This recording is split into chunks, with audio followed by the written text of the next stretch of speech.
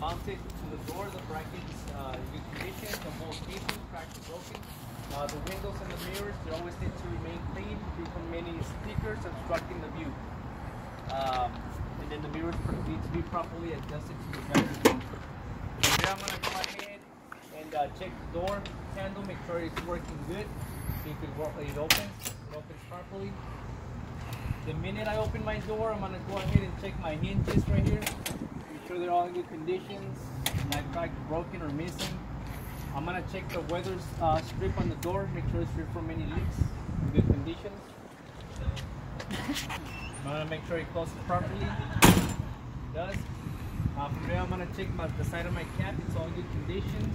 There's no dents, cracks, holes on it, or rivets missing. If you have to mention this one since we have it, it's an outlet, electrical outlet in good conditions. It's got 2 prongs. From there, I got my handle, good conditions, not cracked or broken, properly mounted to the side of the cap, no bolts missing. From there, I'm going to go ahead and check my DOT, my VIN number, and my student logo in good conditions, free from any obstructions. And then from there, I'm going to check the side skirts, so in good conditions, not cracked or broken, properly mounted to the frame.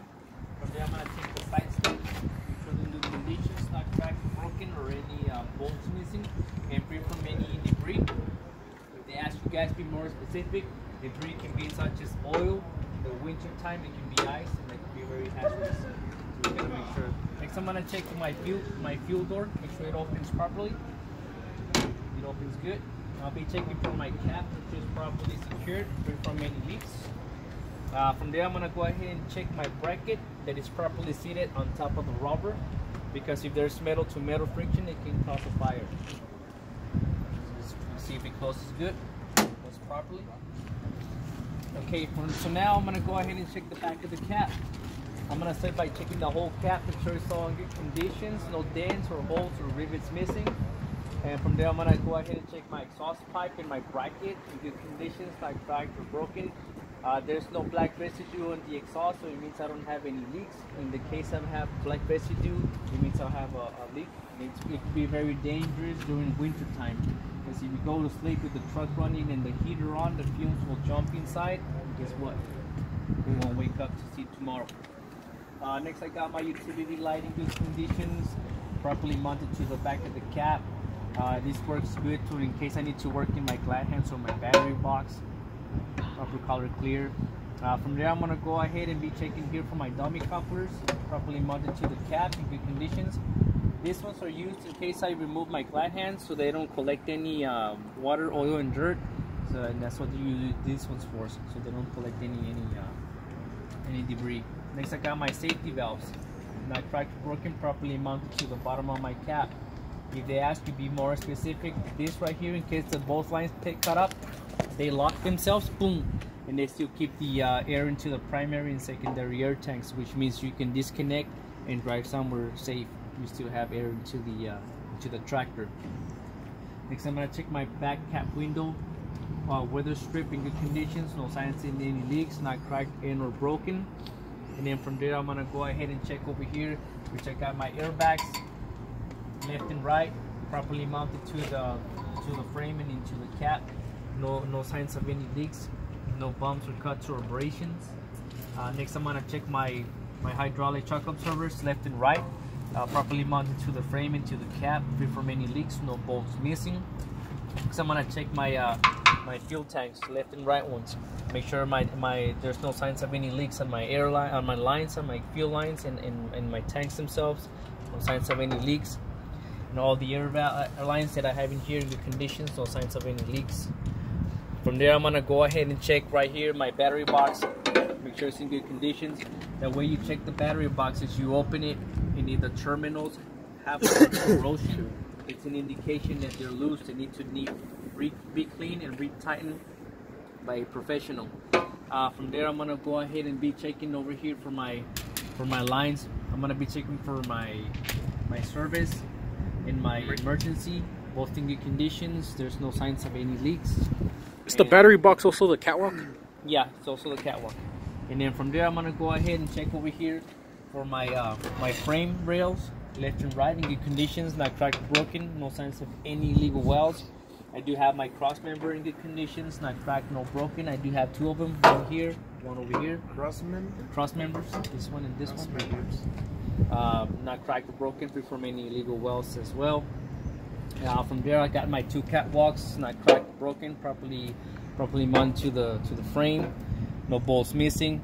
And then in here, I do have my my drive shaft and my U-knuckles in good conditions, not cracked, broken, no bolts missing, no signs of any leaks.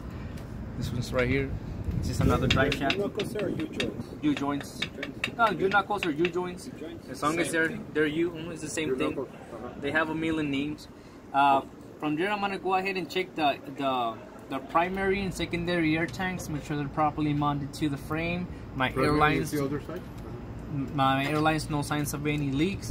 And then from there, I'm gonna check my air tank drain and my airlines. Make sure it's all in good conditions, not cracked, broken, no signs of leaks, properly mounted to the frame.